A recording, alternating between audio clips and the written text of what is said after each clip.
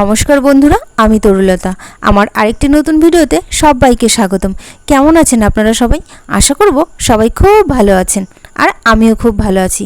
এই যে সকালবেলা টুকটাক কাজকর্ম করে স্নান করে পুজো টুজো দিয়ে নিয়েছি, তারপরে রেডিও হয়ে নিয়েছি। আজকে আমরা এক জায়গায় যাব। কোথায় যাব জানেন? জলেশ্বর। আমাদের বাড়ি থেকে একটুখানি দূরে, একটুখানি মানে টোটোতে ওই 20-25 মিনিট মতন লাগবে। সেখানে যাব। সেখানে না ভোলে বাবার বড় মন্দির রয়েছে। সকালবেলা ঘুম থেকে উঠেই বৃষ্টি দেখিনি, কিন্তু যেই রেডি টেডি হয়ে তৈরি হয়ে নিয়েছি অমনি দেখি বৃষ্টি শুরু হয়ে গিয়েছে। তো কি হবে, বৃষ্টি দেখে আমাদের আটকাতে পারবো নাকি? ভোলে বাবার কাছে আজকে যাবই যাব, কারণ কয়েকদিন ধরে যেতে চাইছিলাম, কিন্তু নানা অসুবিধার কারণে যেতেই পারছিলাম না। আজকে পণ করেছি যে যাবই যাব। তো বৃষ্টির মধ্যেই আমি আর মিষ্টি বেরিয়ে পড়েছি। শুধু আমি আর মিষ্টি যাব না, আজকে আমার মা যাবে, বোন যাবে, ভাই বউ যাবে এবং ভাইপো যাবে। তো ওরা ওদের বাড়ির থেকে বেরোবে, আমরা আমাদের এখান থেকে যাব। আমার না ঠাকুরের পুজো পাঠ করতে ভালো লাগে, কিন্তু আমি না উপোস করতে পারি না, আর নিরামিষ না একদম খেতে পারি না। তো কি করব, শরীর বাঁচিয়ে তো সব কিছু। নিরামিষ খেলেই না আমার নানা রকম সমস্যা শুরু হয়ে যায়। তো কি, ভগবান তো আর বলেনি শরীর নষ্ট করে এটা করো ওটা করো।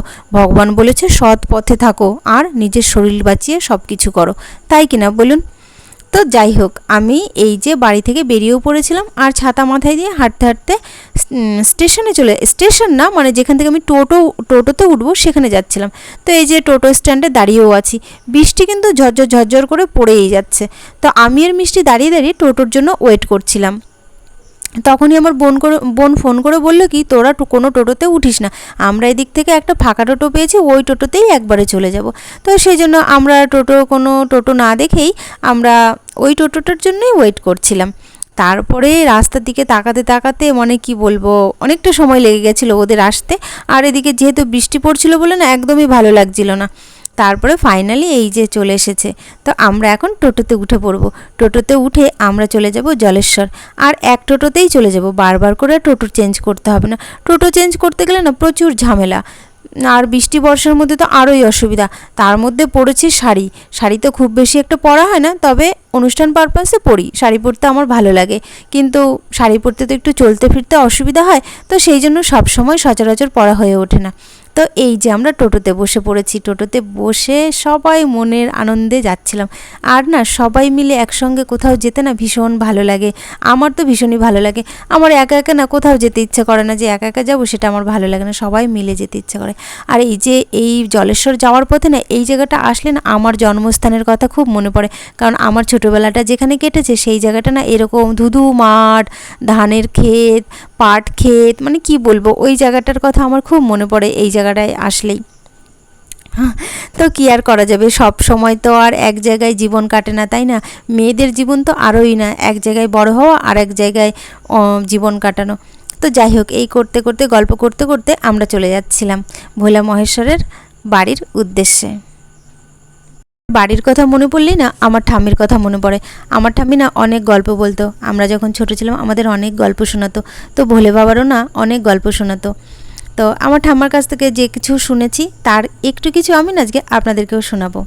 আমার ঠাম্মা বলতো যে নিয়ম অনুযায়ী ভক্তরা শ্রাবণ মাসের প্রতি সোমবার শিবের উপাসনা, ব্রত ও উপবাস করে থাকেন। মনে করা হয় এমনটা করলে মহাদেব ভক্তদের উপর আশীর্বাদ বর্ষিত করেন। সারা বছর শিব পুজো করা হলেও শ্রাবণ মাসে মহাদেবকে নিষ্ঠাভাবে ও নিয়ম মেনে পুজো করার প্রচলন রয়েছে।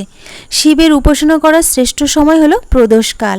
মনে করা হয় এই দিন শিবের ভক্তরা মহাদেবকে পুজো করলে মনের সব ইচ্ছে পূরণ হয়। এইসব কথা না আমার ঠাম্মা বলতো। আরও অনেক কিছু বলতো যে হিন্দু শাস্ত্র মতে শ্রাবণ মাসের গুরুত্ব রয়েছে অপরিসীম। হিন্দু মতে দেবাদিদেবের মহাদেবের অত্যন্ত প্রিয় মাস হলো শ্রাবণ মাস। এই মাসেই শিব বিশেষভাবে পূজিত হয়। শিব মন্দিরে তো বটেই, শ্রাবণ মাসে বাড়িতে বাড়িতেও শিবের উপাসনা করা হয়। সাধারণত গঙ্গা জল, দুধ দিয়ে রুদ্রাভিষেক করে শিবের পুজো করা হয়। পৌরাণিক কাহিনী অনুযায়ী শ্রাবণ মাসেই না সমুদ্র মন্থনের যে ঘটনা সেটা ঘটেছিল। সমুদ্রে উত্থিত হলাহল বিষ থেকে গোটা ধরিত্রীকে রক্ষা করার জন্য স্বয়ং মহাদেব দেবাদিদেব নিজ কণ্ঠে সম্পূর্ণ বিষ ধারণ করেছিলেন। বিষের প্রভাবে মহাদেবের কণ্ঠ নীল হয়ে উঠেছিল, আর এই কারণেই মহাদেবের আর এক নাম হলো নীলকণ্ঠ। এটা তো সবাই জানে, তাই না? আমরা কম বেশি ছোটরা সবাই জানি। আর বিষের তীব্রতা হ্রাস করার জন্য স্বর্গের দেবতারা শিবের মাথায় গঙ্গাজল ঢালতে থাকেন। সেই কারণেই শ্রাবণ মাসের শিবের মাথায় গঙ্গাজল প্রদান করা হয়। আরও না অনেক গল্প আমার ঠাম্মি বলতো, তো বেশ ভালো লাগতো। এখন না সব কথা তো মনেও নেই, তো যেইটুকু মাঝে মধ্যে মনে পড়ে তার মধ্যে একটুখানি না আপনাদের সঙ্গে শেয়ার করলাম। তো আমরা জলেশ্বর পৌঁছে গিয়ে ওখানে বড় একটা না পুকুর আছে, সেই পুকুরে সবাই হাত পা ধোয়, স্নান করে। আমি একবার ওখানে স্নান করেছিলাম, স্নান করে ওখানে পুজো দিয়েছিলাম। তো এবার আর ওখানে গিয়ে স্নান করিনি, কারণ বাড়ি থেকে রেডি হয়ে গিয়েছিলাম। আমি আর মিষ্টি ওখানে একটু দাঁড়িয়েছিলাম। পুজোর সময় না আমি ফোন টোন নিয়ে যাইনি, কারণ আমার মনে হয় পুজোর সময় ফোন নিয়ে যাওয়াটা না নিয়ে যাওয়াটাই ভালো, কারণ ভক্তিভরে শিবের আরাধনা করাটাই ভালো। তো সেই জন্য সেই সময়ের ফটো টটো না আমি আর তুলতে পারিনি। তারপরে এখানে যখন ধূপ প্রদীপ জ্বালাচ্ছিলাম তখন একটুখানি ভিডিও করেছিলাম। তো আমার ভিডিওটি না কেমন লাগলো সবাই জানাবেন। হ্যাঁ, আর আরও অনেকটা ভিডিও রয়েছে, সেখানে গিয়ে মেলায় গিয়ে আমি কী কী করেছি সেটা না পরের ভিডিওতে দেবো। একটা ভিডিওতে না অনেক বড় হয়ে যাচ্ছিলো, আর ভিডিও বেশি বড় হয়ে গেলে না সবার বিরক্ত লাগবে দেখতে, সেই জন্য এই ভিডিওতে অত কিছু আর দিলাম না। হ্যাঁ, এই ভিডিওতে এই পর্যন্তই থাক। আপনারা সবাই ভালো থাকবেন, সুস্থ থাকবেন, নিজের খেয়াল রাখবেন। আর আপনাদের সঙ্গে আমার আবার দেখা হবে অন্য আরেকটি নতুন ভিডিওতে। ততক্ষণে আপনারা সবাই নিজের খেয়াল রাখবেন। এখন তাহলে আসি, টাটা। ওম নমঃ শিবায়, ওম নমঃ শিবায়, ওম নমঃ শিবায়।